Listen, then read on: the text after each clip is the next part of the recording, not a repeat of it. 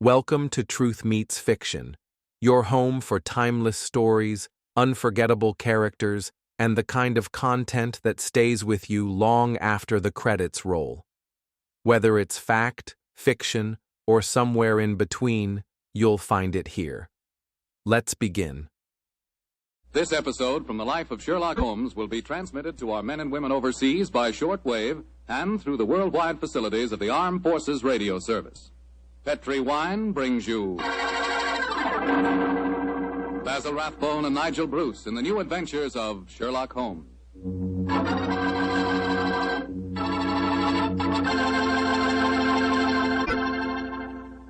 The Petri family, the family that took time to bring you good wine, invite you to listen to Dr. Watson tell about another exciting adventure he shared with that master detective, his old friend Sherlock Holmes. And say, I want to tell you about a little present I've got for you. A present, and it's free. It's a swell recipe calendar printed in full color, and it's good for 2 years, 1945 and 46. But best of all, this calendar not only dates, it gives you loads of swell recipes and ideas for cooking with Petri wine. Want to know how to make spare ribs that are out of this world?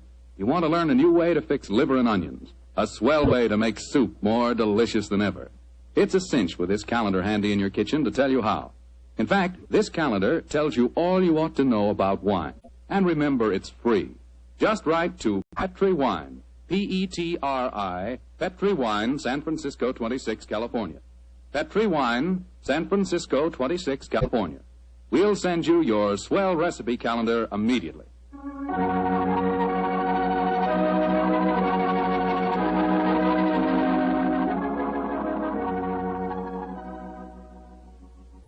And now for our weekly visit to the genial Dr. Watson. Good evening, Doctor. Good evening, Mr. Foreman. Come in and settle yourself down. Thank you.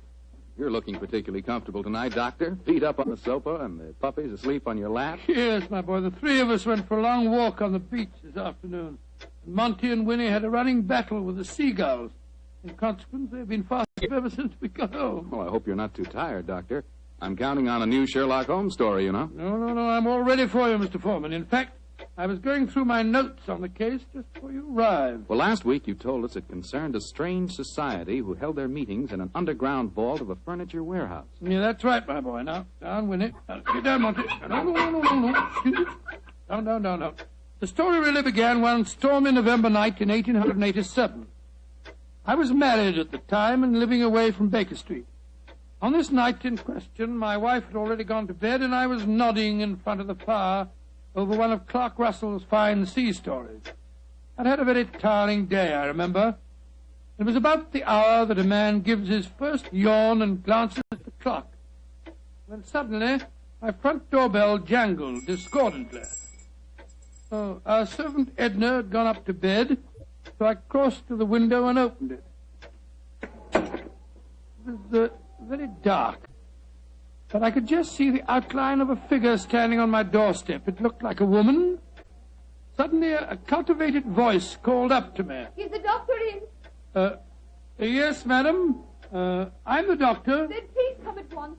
It's a matter of life and death. I have a carriage waiting. Gracious me. All right. I'll be down immediately.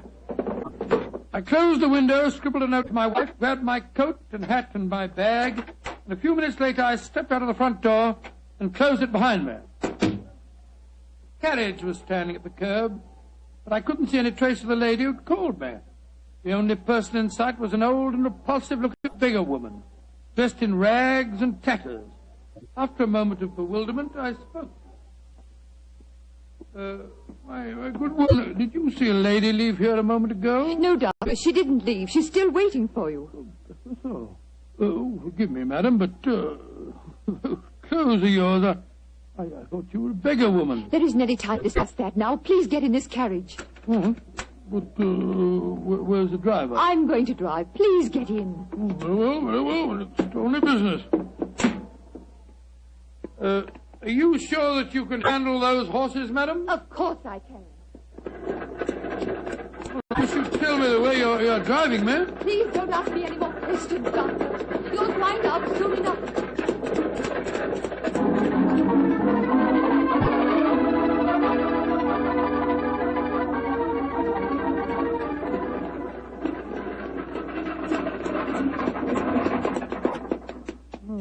thank heavens we've finally reached our destination.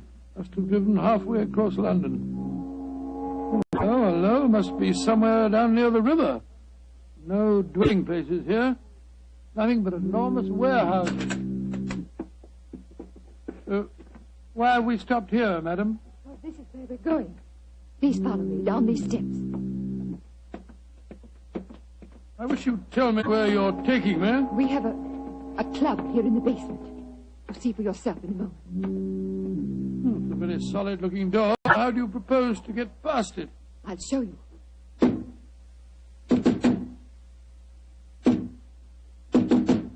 Lord, it must be a very secret club of yours, madam. It is, Doctor. Who knocks? Number 7. Give the password. To the lanterns. You may enter.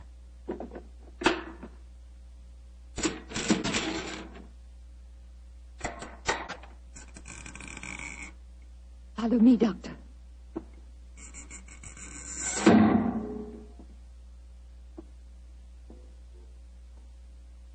Madam, I do wish you'd tell me where you're taking me.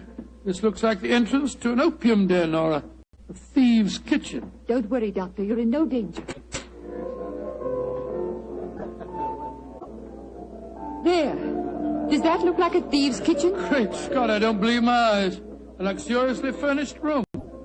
What a strange collection of people. Some look like beggars. Others in full evening dress. Amazing. Number 7. Who is this man? He's a doctor. I went to fetch him. I thought I said there were to be no strangers inside. Now look here, my good man. I've been extremely patient, but my temper's beginning to wear a little thin. Either let me see your patient at once or show me out. My time's valuable and I don't propose to waste it. I'm sorry, Doctor. Where is Julian? He's in the back room. And if you know what's good for you, Doctor, whatever you call yourself, you'll forget everything you see in here. Stop threatening me, sir. I'm not in the least interested in your blasted club. Just take me to the patient.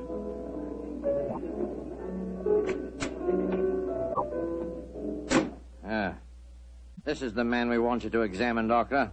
Huh? What happened?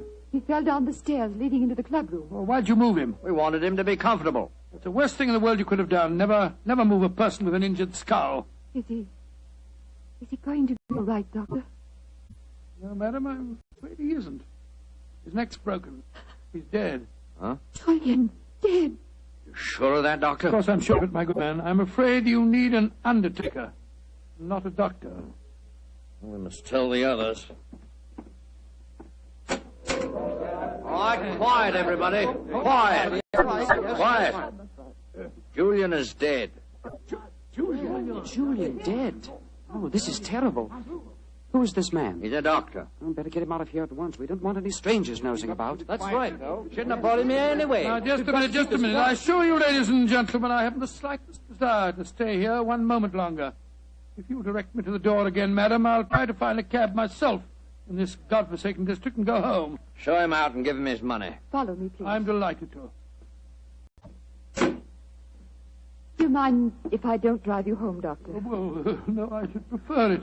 My nerves aren't in the best of shape. You mustn't be angry with me, Doctor, please. Leaving again, number 7. No, but this gentleman is. Will you see if you can find a cab for him? Right. To whom shall I send in my bill, madam? Oh, here's a £5 note. That should cover your time and trouble, shouldn't it? No, it's far too much, madam. No, Doctor, it's late at night and it hasn't a very pleasant case for you. Please take it. Oh, it's very kind of you, very generous indeed. But by the way, how did you happen to come to me in the first place? I was driving about looking for a doctor and a policeman directed me to your house. Oh, I see. I have found a cab for you. Thank you, my man, thank you. Oh, Doctor, may I come round in the morning for a death certificate? Of course. You remember my address? Yes, but I don't know your name. Watson. Dr. Watson. Dr. Watson? Not the Dr. Watson who's associated with Sherlock Holmes. Madam, I'm flattered that you know of me. Good night, Doctor. And please forget about everything you've seen here tonight.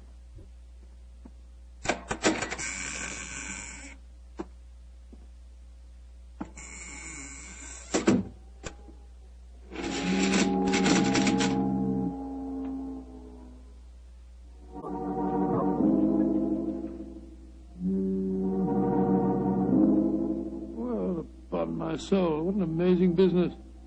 Holmes will be interested to hear about this.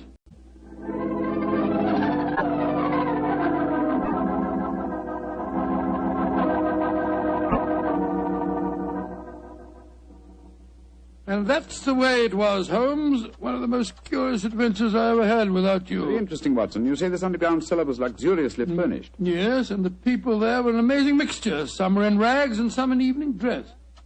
Huh, like the nursery rhyme, eh? Some in rags and some in tags and some in velvet gowns. Exactly. You had the feeling that I was taking part in a story out of the Arabian Nights. I must say, though, I was pretty angry at the time. However, after a good night's rest, I feel quite differently this morning. I thought I'd just drop round and tell you all about it. I'm glad you did, my dear fellow. It would be interesting to see if any repercussions of your strange adventure reach us. Oh, I doubt it. The woman seemed frightened to death when I mentioned your name. We shall see. Meanwhile, I'm expecting a client. If you're not too busy, perhaps you can stay. No, I'd like to very much. Who is it, you know? This telegram will tell you much more than I can. Arrived an hour ago. Let's have a look.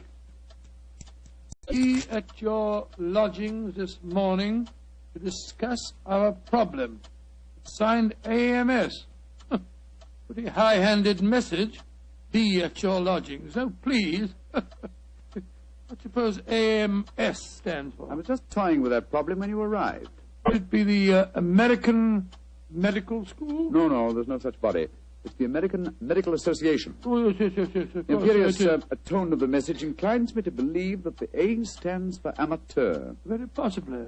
Amateur Oscar Society. Or the amateur murderers. That would be a nice thought, wouldn't it? Their representative now, no doubt, to save us further guesswork. Holmes, it looks like the same carriage that I drove in last night. The girl standing on your doorstep dressed in the height of fashion. Mrs. Hudson's letting her in. Splendid. It seems that we have not heard the end of your adventure. Go and meet the lady at the top of the stairs, will you, old chap, and save Mrs. Hudson's legs. Right, you are, Holmes. Thank you, Mrs. Hudson, thank you. All right, come in, madam. Want to come in? Thank you, Dr. Watson. Mr. Sherlock Holmes. At your service, madam. Won't you sit down? I'm Lady Dorothy Brownlee. It's your voice. You're the lady who fetched me last night, dressed up as a beggar woman. Yes, I am, Dr. Watson. Forgive me for being so mysterious at the time. Doubtless you have come to consult me regarding last night's unfortunate accident at the Amateur Mendicant Society. How did you know what the initials stood for, Mr. Holmes? Well, after hearing Dr. Watson's story of last night's happenings, the connotation seemed obvious. Am I right? Perfectly. Last night, when Dr. Watson told us Julian was dead, we thought it was an accident. And now you think it is murder, eh? Lady Brownlee, if you expect my help, there must be no more mystery. Just what is this Amateur Mendicant Society? I'm afraid it'll be a little hard for you to understand our motives. We're a group of people, rather wealthy people, I suppose, who find pleasure in deliberately leading a seamy life disguised as beggars. We used the basement that you were in last night, Doctor, as our headquarters. We keep our beggars there and change out of them before we go home. Oh, what a fantastic idea. What a futile, worthless, leisure time, Lady Brownlee. I suppose it must seem so, Mr. Holmes. But we're curious to learn how the other half lives. And of course, there's a certain thrill in rubbing shoulders with the police. At least we do some good. Indeed. I should be interested to learn how. All the money we make as beggars we give to charity. Oh, do you really? And you feel that this gesture on your part absolves you from any responsibility to the real beggars whose livelihood you're impairing? I hadn't thought of it just like that. No. Then I suppose you won't want to help us. Oh, that's quite another matter, madam. As a professional detective, I cannot afford to be a moralist. Yes, I will investigate this case for you, though I warn you my fee will be an extremely high one. Money isn't important, Mr. Holmes, as long as we can solve Julian's death without bringing the police into the case. Lady Brownlee, who is the dead man? The man you refer to as Julian? Julian Trevor, the poet. He was the one who started our society. Yes, I think I've read some of his work. Decadent. Distinctly decadent. Well, what makes you think that he was murdered, Lady Brownlee?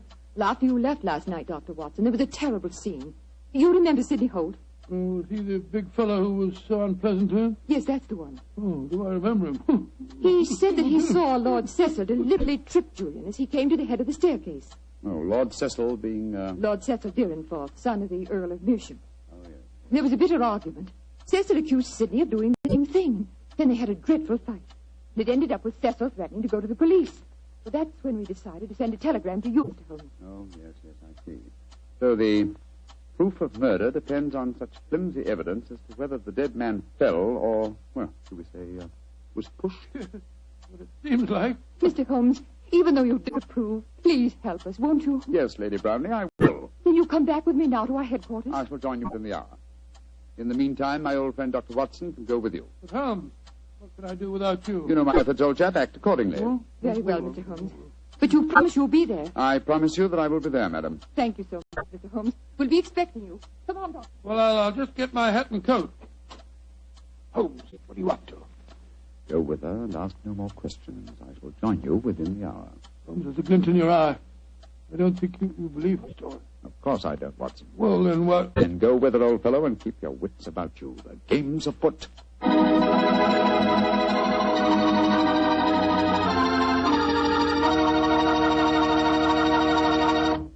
The story of the Amateur Mendicant Society will continue in just a few seconds. Time I'd like to use to remind you that you're really missing something until you try having wine with your dinner. And I mean a Petri wine. Let's say a Petri California Burgundy or a Petri California Sauterne. Both wines are just made to make good food taste better. If you like a red wine, try Petri Burgundy. Try it with hamburger, with stew, with any meat or meat dish. And if you like a delicious white wine, a wine that'll make chicken taste better than ever, try a well-chilled Petri Sauterne. With food, nothing can take the place of a good Petri wine.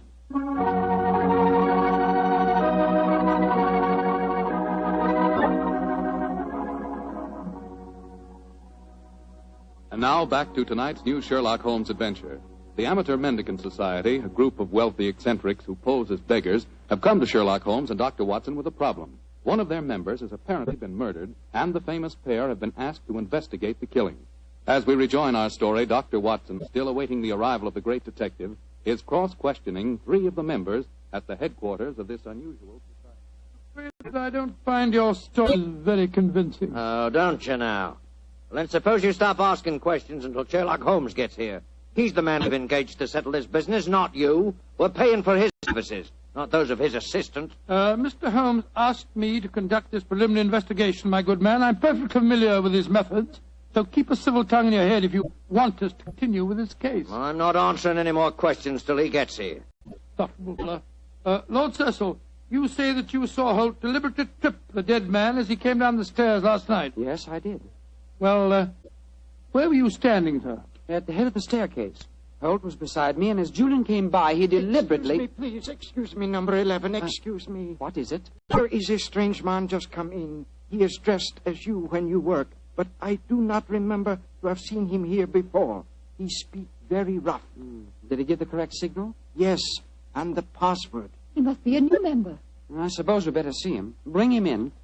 Oh, bad time for him to come here, confound it. This way, please. Tommy, what a nice place you got here.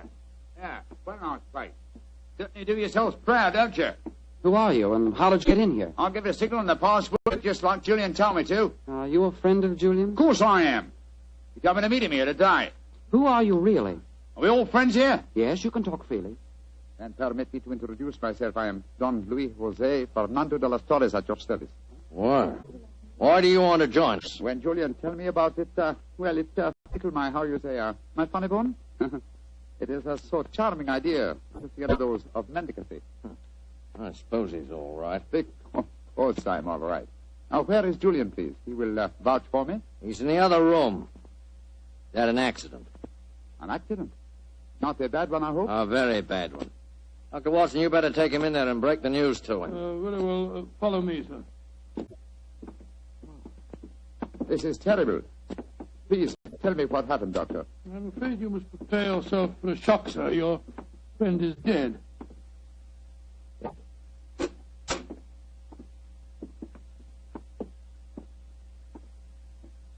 His neck was broken last night in some brawl. Yes, except that I do believe it was an accident, Watson. Holmes! Quiet, old chap, quiet. But not quietly enough, Mr. Sherlock Holmes.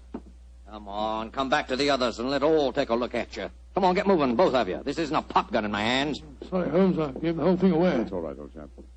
Oh, Cecil, Dorothy, come here. I want you to take a look at the great Sherlock Holmes. Walked into our trap just like any stupid policeman. I know why you had to dress up to do it, though, Mr. Holmes. We were waiting for you here anyway, you know. Oh, I was well aware of that, Mr. Holt. You see, I knew I was walking into a trap. How did you know that, Mr. Holmes? Lady Brownlee, the story you brought to us today was so obviously a false one. Just as there is no Amateur Mendicant Society. Who are they, Holmes? Go ahead, Mr. Holmes. Him. Let's see how much you really do know. Yes, go ahead. Why should I tell you what you already know? Go on, talk if you know what's good for you. Oh, you're so persuasive, aren't you, Mr. Holt? Very well. Undoubtedly, Julian Trevor's death last night was an accident. You fetched a doctor, Lady Brownlee, a very natural move, and later discovered that the doctor in question was the old friend of Sherlock Holmes. You were all afraid that I would become interested in your unusual society, and so you invented that very thin story about the accident being a murder. You wanted to lure me here so that I could be disposed of, and you could all continue your nefarious works without hindrance. Well, now aren't we clever? What is our nefarious work, may I ask? Your password gave me a clue to the lanterns. Prior to the French revolutionists. They strung the aristocrats up on the lampposts. Then again, the combination of curious costumes and a luxurious establishment in a low-class area posed another question. What political belief provides a common meeting ground for misguided aristocrats and dangerous commoners? And how did you answer that question? Oh, very simple, my dear sir. One word. Nihilism. Its doctrine of assassination and overthrow of government would find every chance of being put into practice by all of you at the forthcoming Jubilee celebrations to be held here in London. And also would account for your beggar's clothes. A beggar would have greater freedom of movement in a crowd than an ordinary person. You're a clever man, Mr. Holmes. Too bad you'll have to die. I'll get the rope. What are you going to do with him? Do? Give him a first-hand taste of nihilism, of course. They can't live. They know too much. You can't possibly do this, you know. The police will track us here. By the time the police get here, you and your friend Holmes will be blown to kingdom come. Here's the rope, Sidney. All right. Hands together, Mr. Holmes. That's it. Ah! Oh, mind that bandaged wrist of mine, will you? It's confoundedly sore. Oh, isn't that a shame now? Is this any better? Tie up the doctor, Cecil, while I bind Holmes's legs. With pleasure. I can't go through with this. What do you mean, Dorothy? You can't go through with it. I just can't stand by and see two innocent men murdered. Don't be a fool, Dorothy. We can't let them live. They know too much. I don't care. If you go on with this, I'm going out for the police. You fool. Tie her up as well, sir. Leave me alone. Sit down there beside him. Go on. You're a devil. Oh, shut up. Now, Mr. Holmes, I'm going to fetch a little invention. A little invention I'm sure you'll be interested in. Mr. Holmes, it's a pity you and your friend didn't learn to mind your own business. I'm afraid it's too late to teach an old dog new tricks. It's too late now, at any rate. Quite comfortable, Dr. Watson? Don't you speak to me, sir. You're a filthy traitor to your country. Rubbish. Here we are. Example of Mikhail Petrov's mechanical genius. This bomb will blow the entire building sky high, and the three of you with it. Now, I wind the time clock so, and we'll set the fuse to go off in 5 minutes. It'll give us plenty of time to get away. So.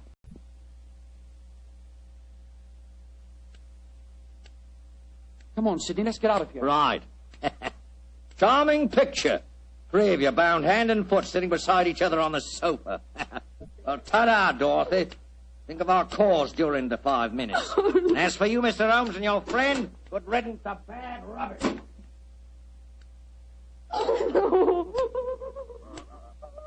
Well, Holmes, this looks like the end. Afraid so, old chap. I blame myself. If I hadn't been so infernally noisy when I recognized you, we wouldn't be in this mess. Wasn't your fault, old fellow. I think they suspected me anyway. Well, I must say it seemed to me that you told them a great deal more than was necessary about your suspicions. Surely you could pretended ignorance. Oh, I suppose I could have done. I can't die yet. I'm not ready to Courage, die. Lady Brownlee, courage. And by the way, was I right in assuming that your associates are nihilists? Of course they are.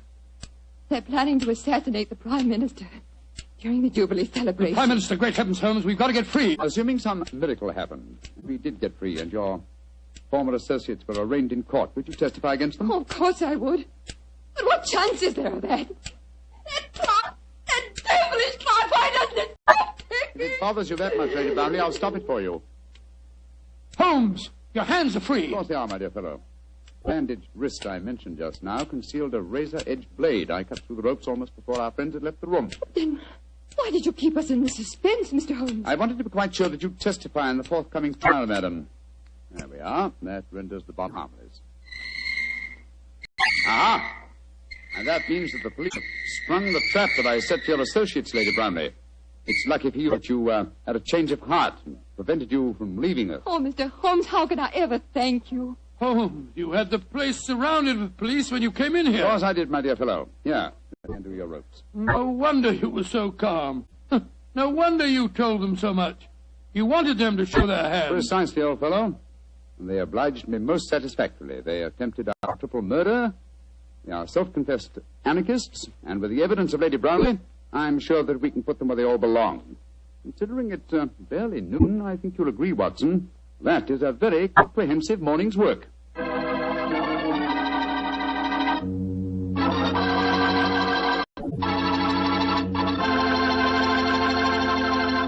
Doctor, tell the truth. Were you scared waiting for that time bomb to go off? Scared, my boy? I was so scared that to this day I can't stand being in the same room with a loud ticking clock. The tick of the clock seems to speak to me. Seems to say, tick-tock, this is the end. Tick-tock, this is the end. The clock ever speak to you like that? Well, yes, Doctor. How did you know? Well, what's the clock say to you? Tick-tock. Petri took time to bring you good wine. Petri took time to bring you good wine. Gracious me, Mr. Foreman. You listen to your clock and I'll listen to mine. Gosh, Doctor, can I help it if I like to hear about Petri wine? After all, that Petri family really knows how to make good wine. And it's no wonder. They've been making wine ever since they started the Petri business generations ago, way back in the 1800s.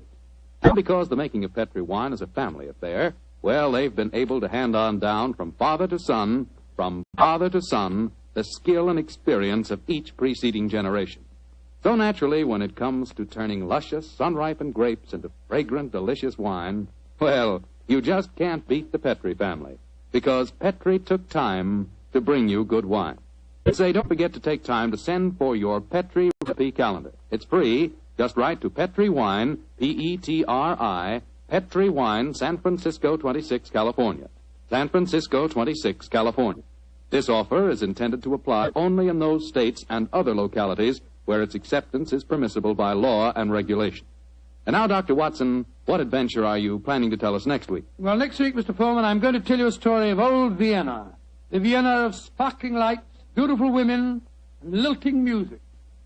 And of an extraordinary murder that takes place to the accompaniment of a Mozart sonata. Boy, that sounds like a thriller. I'll see you for sure next week.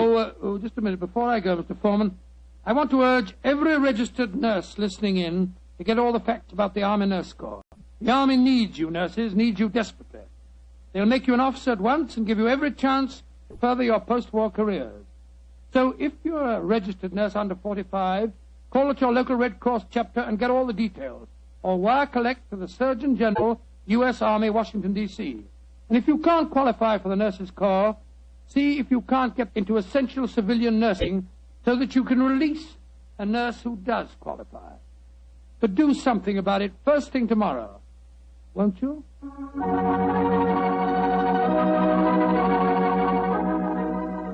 Tonight's Sherlock Holmes adventure is written by Dennis Green and Anthony Boucher and is based on an incident in the Sir Arthur Conan Doyle story, The 5 Orange Pips. Mr. Rathbone appears through the courtesy of Metro-Goldwyn-Mayer and Mr. Bruce through the courtesy of Universal Pictures, where they are now starring in the Sherlock Holmes series. The Petri Wine Company of San Francisco, California, invites you to tune in again next week, same time, same station. Meanwhile, don't forget to take advantage of our offer of a free recipe calendar.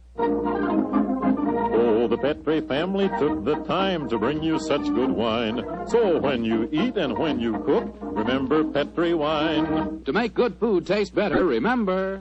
Petri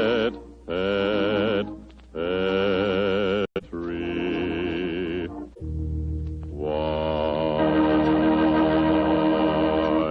This is Bill Foreman saying goodnight for the Petri family. Sherlock Holmes comes to you from our Hollywood studios. This is the Mutual Broadcasting System.